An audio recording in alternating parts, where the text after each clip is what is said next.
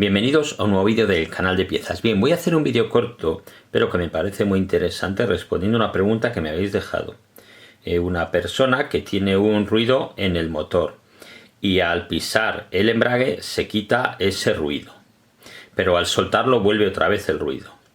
Cree que es el volante motor que le está sonando. Entonces pregunta a ver si es recomendable, al cambiar el kit de embrague, cambiar también el cojinete de empuje. A ver, siempre se debería cambiar el cojinete de empuje. Hay kits de embrague que no llevan cojinete de empuje.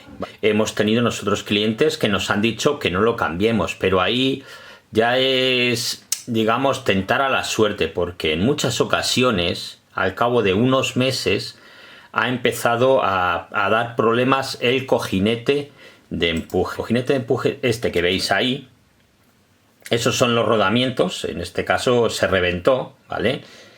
Imaginaros si aquí no le hubiéramos cambiado, por ejemplo, el cojinete de empuje, pues esos rodamientos pueden dañar fácilmente el volante motor, pueden dejaros incluso sin embrague, porque se meten dentro del embrague, entre el embrague y la maza, o entre el embrague y el volante motor, y bueno, os quedáis sin embrague. Ya digo que lo más caro en estos casos es la mano de obra que un cojinete de empuje. Puede costar entre los 40 y es verdad que hay algunos hidráulicos que valen más de 100 euros, pero es mejor no arriesgarse.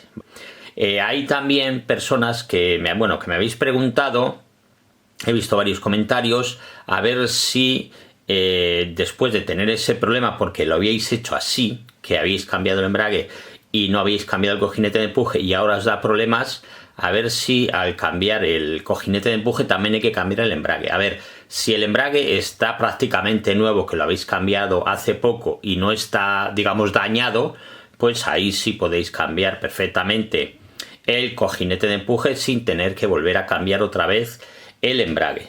Bueno, aquí tenéis este vídeo cortito.